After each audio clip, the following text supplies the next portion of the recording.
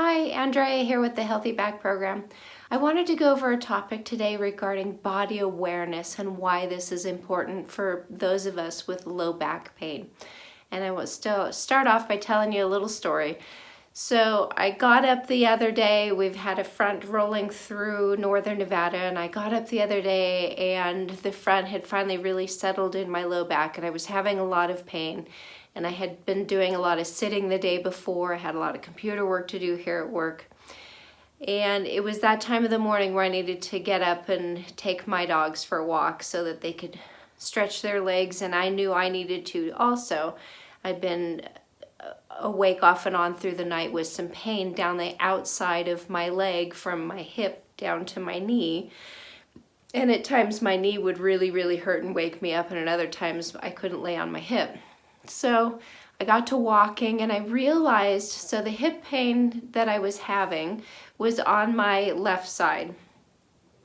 As I was walking, I began noticing that I was having almost like a stitch that you get in your side, but on my right side, in the front of my hips where my leg attaches to my hip, I was starting to have a stitch there, and it was hurting to walk, specifically when I would have my leg planted and I would begin moving forward with that leg moving back behind me in that part of the stance. And I began understanding, because of body awareness, what I was starting to feel and how my body was starting to pull. I know that my right side of my spine is where the majority of the pathology is, according to my MRI, according to my pain and my symptoms, and how my body radiates that pain and displays that pain. But I also know that my left side is my compensating side. So anytime I'm having trouble walking, anytime I'm limping, anytime I'm starting to struggle with discomfort, my left side is the one that takes that on, and it displays it through my leg compensating for shifting of my weight, so that my right side isn't having to hold as much weight. And so I was having iliotibial band pain.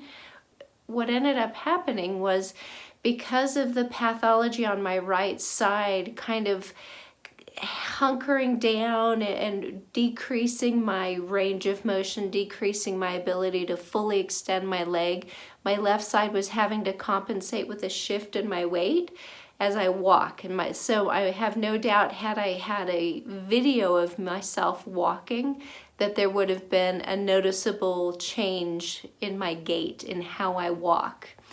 My left side with the compensation was about that iliotibial band down the outside of my left leg, holding that shift and keeping my leg and my hip stable as I move through that gait swing of my leg going from in front of me, and then I'm moving forward with my body and my leg coming through this way and then coming back through and planting as my body's moving forward.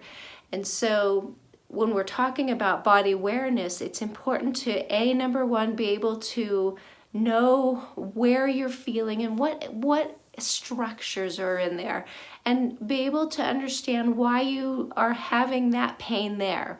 I know that hip flexor pain, that leg crease pain that I'm having on my right side, is related to me not getting up and moving the day before like I should have, related to me being at a desk all day long, related to me not stretching like I should have, and related to the hip pain that I was having in my sacroiliac joint on my right side, causing my gait to change and that left side to have to compensate. And so being body aware, not only about what structures are affected by your pain, but it also gives you an idea about understanding structures that you need to pay attention to in your day-to-day life. So I know that I need to be stretching my iliotibial band because that's a compensation pattern, and I need to be paying attention to that pattern. I also know I need to be stretching my hip flexor and my leg crease muscles because I know that that's related to me sitting. And I know that the muscles that go from my low back through my pelvis and attach to the tops of my legs, my really deep abdominal muscles like my psoas, those are responsible for some of my hip pain and some of the issues in my sacroiliac joint. And so being body aware is not just about, oh, I hurt here.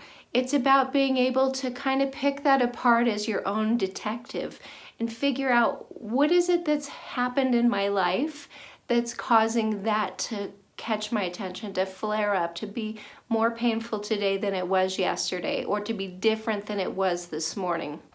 And it might be related to movement or the lack thereof. It might be related to knowing that you ate a whole bunch of inflammatory type foods. It is the holiday season. You might be eating a lot of sugar right now, a lot of cookies, a lot of stuff that, you know, we're baking. People are giving us stuff. Things are coming into the office.